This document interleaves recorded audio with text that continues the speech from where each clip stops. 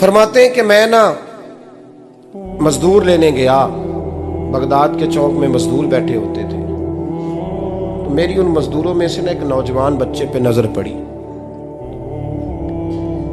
बड़ा कमजोर सा वजूद था, लेकिन चेहरे पर इबादत का निशान था। माथा बताता था कि नमाज का बड़ा ख्याल रखता है। मैं उसके करीब गया। चेहरे भी बड़ा कुछ बताते हैं ना, चेहरों में भी बड़ी रानाई होती है। फरमाते हैं मैं करीब गया, मैंने उसको कहा बेटे मजदूरी करोगे? तो कहने लगा मजदूरों में बैठा हूँ तो हुजूर मजदूरी के लिए ही तो बैठा हूँ। तो मैंने कहा कि चलो फिर। कहने लगा नहीं मेरी कुछ शर्तें।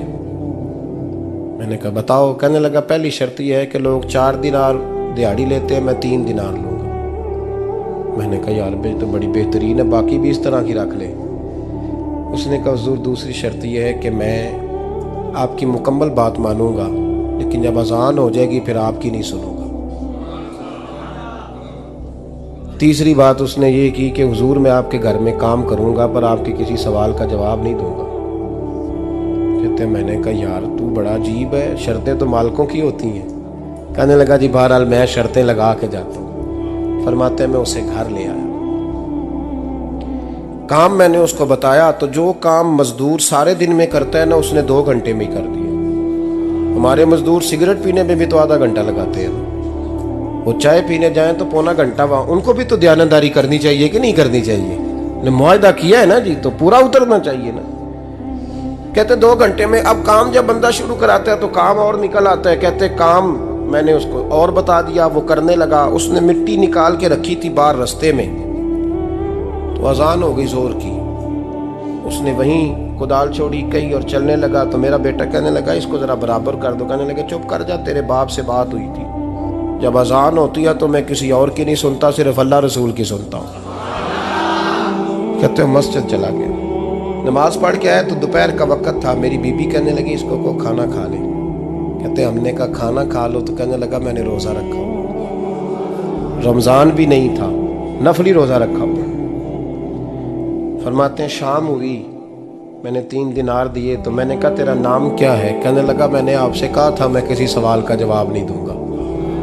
कहते वो चला गया। अगले दिन मैं फिर लेने गया उसे, काम कुछ और निकल आए। तो लोगों ने बताया वो सिर्फ हफ्ते वाले दिन आता है। मैंने कहा क्यों? कहने लगे जी वो कहता है मेरा हफ्ते का खर्चा 3 दिनार है, जब 3 दिनार कमा लेता हूँ तो बाकी सारा टाइम अल्लाह रसूल की जिक्र में गुजार दिया करता हूँ।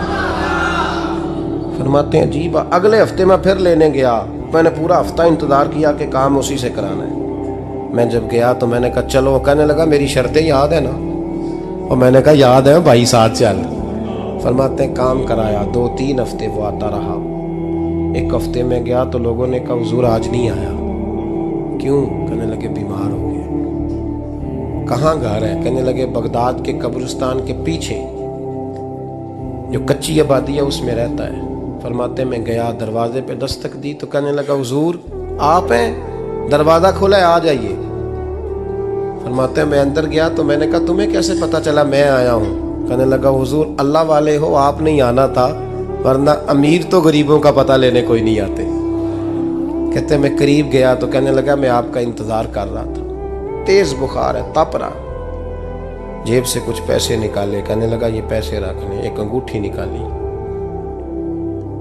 कहने लगा हुजूर आज रात को मेरा इंतकाल हो जाएगा, इन पैसों का कफन खरीद के सुबह जनाजा पढ़ के मुझे दफन कर देना, और जब दफन करो तो ये अंगूठी लेके असर के बाद हारून रशीद के पास जाना। आप उसे कहना मैंने मिलना है पर वो आपको टाइम नहीं देगा। आप उसको आवाज़ दीजिएगा कि तेरी एक अमानत है मेरे पास, फिर वो आपसे मिलेगा तो अंगूठी दे दें, फिर आप मेरी तरफ से फारिग हैं। हज़रत फरमाने लगे तेरा नाम? और कहने लगा हुजूर वक़्त थोड़ा है, आज रात मैंने जाना है, बड़ी लंबी माफ़ी मांगनी है रब करीम से, अगर मुनासिब समझे तो मुझे अपने रब से तन्हाई कर दे दें। फरमाते हैं मैं आ गया पर उसकी बातों ने मुझे सारी रात सोने नहीं दिया।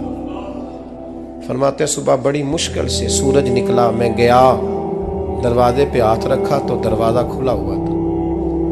अंदर दाखिल हुआ तो खुशबुएं मेरा इस्तकबाल कर रही थी। जब चेहरे से कपड़ा हटाया तो उसका तो इंतकाल हो चुका। इंतकाल हो चुका है, ऐसे है जैसे किसी का दीदार करके सोया।